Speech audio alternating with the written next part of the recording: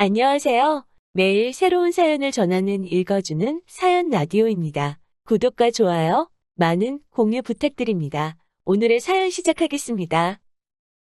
안녕하세요. 결혼한 지 3년 차인 30대 여성입니다. 생쇼 좋아하시는 저희 어머님 이야기를 하러 왔어요. 남편과 저는 회사 동료로 만난 사이입니다. 제가 입사했을 당시 남편은 대리였고 제 사수기도 했지요.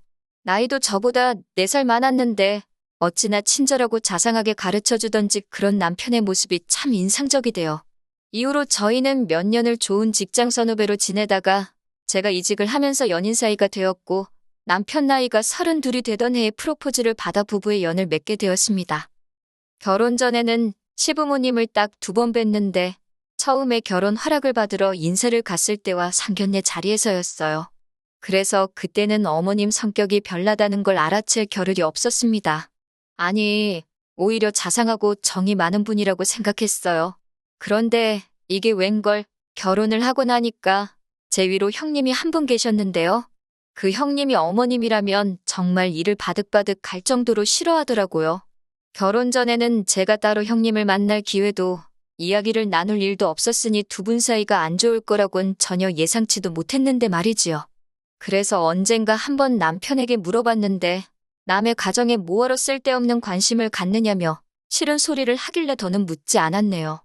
그러다 결혼한 지 4달쯤 되던 때 남편과 저 그리고 사촌 시누이 셋이서 술을 마시게 되었고 사촌 시누이로부터 충격적인 이야기를 듣게 되었습니다. 그날은 저희 집에서 술을 마셨는데 남편이 그날따라 몸에서 술이 안 받는다며 얼마 마시지도 않고 방으로 들어가 버렸어요. 그래서 얼떨결에 사촌 시누이랑 둘이 남게 되었는데 사촌 시누이랑 저랑 1살 차이거든요. 거기다 이야기하다 보니 같은 대학을 졸업했더라고요. 그걸 계기로 신기하다며 말문이 트였고 거기에 술까지 들어가니까 별별 이야기를 다 나누게 된 거예요. 그러다 뜬금없이 사촌 시누이가 혹시 아주버님이 재혼한 건 아냐고 묻더라고요.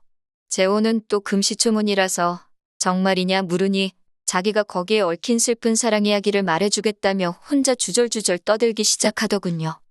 학창시절 내내 공부밖에 모르던 아주버님은 대학을 졸업할 때까지도 연애도 한 번 못 해본 숙맥이었대요. 그러다 회사에 들어가고 처음 소개팅이란 걸 했는데 거기서 첫 번째 부인을 만났답니다. 사촌 시누이 말에 의하면 키도 크고 서구적으로 생긴 미인이었다고 해요. 거기다 머리도 좋았는지 대학교를 다닐 땐 전국 장학생으로 뽑혀 미국으로 1년간 연수를 다녀오기도 했었다고요. 아무튼 2사람은 3년 정도 연애를 하다 결혼까지 하게 되었답니다. 그리고 문제 그날은 아버님의 환갑이었는데 요새 사람들이 환갑잔치는 잘 안 하잖아요. 그래서 대신 가까운 친척들 모두 모여서 식사를 하게 되었다고요. 그리고는 온 가족이 모였으니 이런저런 이야기를 나누게 되었는데 그러다 미국 캘리포니아가 어쩌고 하면서 누가 말을 꺼냈나 봐요. 그리고 아주버님이 별 생각 없이 자기 부인한테 당신도 거기 있다가 온 거 아니냐 하고 물었고요. 그런데 그 순간 어머님께서 아주버님더러 네 마누라가 외국물 먹은 X이냐며 화를 내더래요. 그러면서 외국물 먹은 여자애들이 얼마나 지저분한지 모르는 사람도 있냐며 한국 여자들이 외국에 가면 돈을 어떻게 버는 줄 아냐. 쟤네가 거기서 누구랑 뭘 했는지 알게 뭐냐. 그리고는 아주버님한테 넌 생각이 있긴 한 거냐며 호통을 치셨다고요. 사촌 시누이 말이 자기를 포함해서 다들 미친 거 아니냐고 쑥덕거리고 완전 개판도 그런 개판이 없었답니다. 그런데 문제는 그 첫 번째 부인이 성격이 보통이 아니었다네요. 어머님더러 알지도 못하면서 말씀 함부로 하지 마시라고 원래 모 눈엔 뭐만 보이는 법이라며 어머님 말을 정면으로 받아쳤다고요. 그러자 어머님이 다시 요망하고 사악한 X라며 그 몸뚱이로 내 손주 낳고 아무 일도 없는 것처럼 살려고 했냐 이 더러운 X야라며 욕을 퍼부으셨고요. 결국 보다 못한 건지 아주버님이 어머님더러 말씀 좀 가려하시라고 한마디 했답니다. 그러면서 제 와이프한테 사과하시라고 어떻게 그런 막말을 하실 수가 있냐고 실망이라고 쏘아붙였나 봐요. 그러자 어머님이 그 자리에서 딱 일어나시더니 아들놈한테 그런 소리나 듣자고 이제껏 고생하며 키운 거 아니라고 네가 내 아들이 맞으면 당장 저 X하고 헤어지겠다고 약속하라 하시더랍니다. 상황이 심상치 않게 돌아가자 같이 모여있던 친척들이 왜 이러냐며 어머님을 말렸는데 그럴수록 어머님이 당신은 큰아들이 이혼할 때까지 쌀 한 톨, 물 한 방울 안 드실 거라며 아주 곡기를 끊겠다고 선언을 하셨다대요. 그리고 정말 그때부터 어머님이 이틀이고 3일이고 식사를 안 하시더랍니다. 식사뿐만 아니라 물도 한 모금 안 삼킨다고 아버님이 친척들에게 전화를 걸어 매일같이 하소연을 하셨다고요. 그리고는 사촌 시누이 말로는 거의 일주일을 그렇게 단식을 하셨다는데 솔직히 저는 말도 안 된다고 생각하지만요. 아무튼 상황이 그렇게 돌아가다 보니 결국 아주버님이 백기를 드셨대요. 이혼하겠다고 그러니 제발 식사 좀 하시라고요. 사실 저희 어머님이 당뇨가 있어요. 당뇨의 고혈압 외에도 이것저것 자잘한 질병들을 앓으신 지 10년이 넘었다 들었습니다. 그러니 가족들 입장에선 그런 양반이 식사를 안 하고 버티니 환장을 노르시긴 했을 것 같아요. 그리고 아주버님은 지금의 형님과 재혼을 하셨는데 이때는 이미 아주버님이 어머님 말씀이라면 꼼짝도 못하는 상황이 되어가지곤 어머님이 지금의 형님한테 아주버님이 이혼한 전력이 있는 걸 말하지 말라고 했다네요. 그리고는 어머님의 말씀에 따라 아주버님도 초혼인 척 했다가 청첩장까지 나오고 나서야 재혼인 걸 밝혔던 모양이에요. 문제는 두 사람이 신호위반으로 식을 올리게 된 상황이었기에 형님이 결혼을 엎을 만한 상황도 못 되었던 거지요. 이 모든 이야기를 듣고 나니 왜 그렇게 형님이 어머님 이야기만 나오면 질색팔색을 하는지 이해가 되대요. 술김에 오간 이야기라 사촌 시누이가 뭘 얼마나 더하고 빼먹었는지는 모르겠지만 그래도 그런 이야기를 듣고 나니 어머님이 달리 보이긴 하대요. 그리고 저 역시 어머님의 단식 노름에 걸려들게 된 건 얼마 지나지 않아서였습니다. 결혼식을 올린 직후 남편 회사의 사정으로 저희는 바로 신혼여행을 떠나지 못했습니다. 1박 2일로 주말에 제주도를 다녀온 게 전부였지요. 그러다 어느새 시간이 흘러 여름이 되었고 저희는 못 간 신혼여행 겸 휴가로 휴양지에 가기로 했어요. 친정 부모님께도 이 이야기를 전하니 가서 재밌게 놀다 오라며 현금으로 100만 원 주시더라고요. 그래서 덕분에 맛있는 것도 많이 먹고 즐겁게 놀다 올 수 있었네요. 여행에서 돌아오던 날 일단 인사도 드리고 사온 기념품도 전해드릴 겸 어머님 아버님 댁에 먼저 들리게 되었습니다. 공항에서 어머님 아버님 댁이 가깝기도 했고요. 그렇게 들리니 어머님이 오늘이 오는 날인지 몰라서 식사 준비는 못했다 하시길래 괜찮다 했어요. 그리고는 어머님 아버님 모시고 나와서 순대국 먹고 저희는 친정으로 향했습니다. 그런데 이게 화근이 될 줄은 꿈에도 상상하지 못했지요. 친정에 도착하니 저녁 7시쯤이었고 친정어머니께서 여행 갔다 오느라 피곤했겠다며 공국 끓여놨으니 지금 좀 먹고 가져가라 하시대요. 그런데 저희 아버지께서 남편하고 술 한잔 했으면 하시는 눈치였어요. 저희 아버지는 아들 같은 사위 얻어서 양주 한 잔씩 하는 게 소원이시던 분이라 그리고 고맙게도 남편이 먼저 그 마음을 알아챘는지 저한테 자고 가자는 거예요. 자기는 아버님이랑 술 한잔 할 테니까 저는 장모님하고 못다한 이야기하라고요. 남편도 피곤했을 텐데 너무 고마웠어요. 그렇게 하루를 친정에서 보내고 이튿날 아침 식사까지 든든히 먹고 집으로 올라가던 길이었습니다. 어머님께서 남편에게 전화를 걸어오셨는데 차 소리 때문인지 바뀌냐고 물어보셨나 봐요. 그러자 남편이 이제 집으로 가는 중이라고 대답을 했고요. 그렇게 대화가 오가는 와중에 어머님이 저희 부부가 친정에서 하루를 잤다는 걸 알게 되셨고 정말 난리가 났습니다. 핸드폰이 스피커폰이 아니었는데도 어머님 목청이 얼마나 큰지 뭐라고 화를 내시는지 제가 다 들을 수 있는 지경이었지요. 어머님께서 남편더러 네 마누라가 꼬셔서 자고 가자고 했냐며 시댁은 여버리고 그냥 친정으로 내뺐다고 서운해 죽겠다고 화를 내셨어요. 그런 게 아니라고 남편이 아무리 설명을 하려고 해도 어머님은 들은 채도 안 하셨고요. 그러더니 급기야 이런 꼴 보자고 당신이 꾸역꾸역 밥 먹고 사는 거 아니라며 식사는 해서 뭐하니 안 먹는다 하시고는 전화를 탁 끊어버리시대요. 그리고 그때부터 솔직히 정말 머릿속이 새하얘지는 기분이었어요.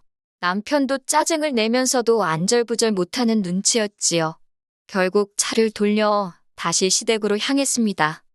그렇게 시댁에 도착하니 어머님이 저희더러 못하러 왔냐고 보자마자 소리를 지르시대요. 그러자 남편이 오해라며 잘못했다고 하는 겁니다. 그런데 어머님이 저를 보시더니 너는 왜 잘못했다 소리를 안 하네요. 제가 꼬셔서 그렇게 된 걸 당신이 다 안다면서 그러면 네가 잘못했다고 해야지 왜 내 아들이 잘못을 비느냐고요. 그래서 누가 누굴 꼬시고 그런 게 아니라고 그냥 상황이 그렇게 흘러가서 하루 자고 온 것뿐이다 했습니다. 그러자 어머님께서 어디 시애미가 말하는데 말대꾸를 하냐면서 제 꼴이 보기 싫어서라도 이렇게는 못 살겠다 하시대요. 말해봤자 하는 대로 꼬투리만 잡히는구나 싶어서 가만히 있었습니다. 그러자 남편이 저한테 계속 눈치를 주면서 빨리 죄송하다 하래요. 어머님이 지병도 있고 몸 안 좋으신 거 알지 않냐면서. 그리고 어머님 곁에 앉아 계시던 아버님도 저더러 기싸움 할 상대가 없어서 네 시엠이랑 그러고 있느냐고 저더러 빨리 죄송하다고 하라고 화를 내시고 그 자리에 있는 남자들이 당신 편을 든다고 생각하셨는지 어머님께선 점점 더 기세등등한 모습으로 저것보라고 쟤는 내가 굶어 죽어도 눈 하나 깜짝 안 할 거라며 연신 나오지도 않는 눈물을 쥐어짜내시며 곡소리를 내시더라니까요. 그리고 결국 제가 죄송하다 했습니다. 남편이 싹싹 빌라에서 엎드려 정말 파리마냥 빌었어요. 그러자 조금 누그러지셔가지고 내가 이번만 봐준다 하시는데 진짜 속에서 열불이 올라오대요. 그렇게 한바탕 소동을 치르고 집으로 올라왔습니다. 차 안에서 남편이 제 눈치를 보면서 연신 미안하다고 하는데 귀에 들어오지도 않았어요. 그리고는 제가 남편한테 어머님 성격 별나시다고 요즘 같은 세상에 밥 안 먹는 걸로 시위하시는 양반이 어디 있느냐고 또 저러시면 나도 이번처럼 안 넘어갈 거라고 선을 그었네요. 남편도 알겠다고 했고요. 그러다 얼마 전 정말 어이없는 이야기를 듣게 되었습니다. 어머님이 아주버님과 저희 남편을 불러놓고 당신 집 근처로 이사를 하라고 하셨다는 거예요. 갑자기 그게 무슨 소리냐니까 어머님이 당신 건강이 하루가 다르게 안 좋아지고 있으니 자식들이 자주 들여다봐줬으면 좋겠다고 그러셨다나요? 그런데 큰아주버님네도 그렇고 저희도 그렇고 아들 며느리 할 것 없이 전부 다 맞벌이를 하고 있어요. 그러니 곁에 산들 사실 들여다본다는 게 쉬운 일이 아니거든요. 그리고 저희 어머님 아프단 소리를 달고 사시지만 병원은 당뇨하고 고혈압 약 받을 때 빼고는 곧 죽어도 안 가시는 분이라 저희로서는 더 답답했지요. 자식들이 매일같이 들여다봐줬으면 할 정도로 당신 건강이 불안하시면 병원에 가보시면 좋잖아요. 그래서 일단 형님과 제가 어머님께 모시고 갈 테니 병원에 가자 했어요. 그런데 어머님이 대번에 싫다셨습니다. 그러면서 형님과 저더러 교대로 하루씩 시댁에 와서 있으래요. 아니면 아예 저희 중 한쪽이 당신을 모시고 살던가요. 그 말을 듣고 형님도 저도 정말 아연실색했지요. 저희 둘 다 그럴 상황도 안 되었고 그러고 싶은 마음도 전혀 없었으니까요. 결국 형님은 큰아주버님을 통해서 저는 남편을 통해서 합가는 못한다는 의견을 전했습니다. 그리고 교대로 하루씩 시댁에 머물면서 어머님을 돌봐드리는 것 또한 못한다고 했고요. 그러자 어머님께서 또 단식 투쟁에 들어가셨어요. 미치고 환장할 노릇이었지요. 아버님이 하루가 멀다 하고 전화를 하셔서 네 애미 죽는다고 아들 며느리들을 들들 볶으시대요. 그리고 한 4일쯤 지났을 때 형님과 만나게 되었는데 형님이 자기 이혼할 거라고 하대요. 시어머니란 사람한테 아주 질려버렸다고 그러면서 시조카도 아주버님한테 줘버리고 그냥 이혼할 거라나요. 그 말을 듣고 제가 뭘 어떻게 하겠어요. 형님 마음을 제가 다 헤아릴 순 없었지만 저보다 더 오랫동안 이 꼴을 봐왔을 테니 오죽하면 저런 소리를 하나 싶더라고요. 그리고 이튿날 여지없이 아버님한테 또 전화가 왔고 결국 제가 한번 들여다보기로 했습니다. 그래도 5일이나 금식을 하셨다니 걱정이 되긴 했으니까요. 그렇게 퇴근 후 시댁에 갔네요. 그런데 시댁에 도착해 초인종을 눌렀는데 아무도 문을 열어주지 않더라고요. 순간 어머님이 쓰러지기라도 하셨나 싶어서 현관 매트 밑에 보관하는 비상용 열쇠를 꺼내 문을 열었습니다. 그리고는 불이 나게 안방으로 뛰어들어갔는데 거기엔 어머님은 안 계시고 웬 물통 하나가 나와 있더라고요. 뚜껑을 열어 냄새를 맡아보니 미숫가루 탄 우유 같대요. 그리고 동시에 화장실 물 내려가는 소리가 들렸어요.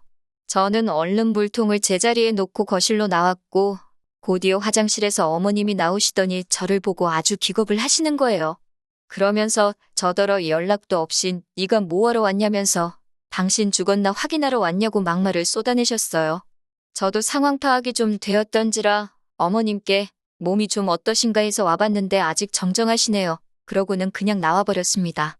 그리고 돌아오는 길에 생각할수록 너무 웃기고 어이가 없더라고요.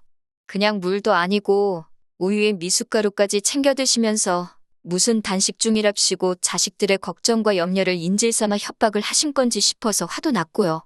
저는 바로 형님께 전화를 걸어 이 상황을 전했어요. 하지만 형님은 그래도 이제 상관없답니다.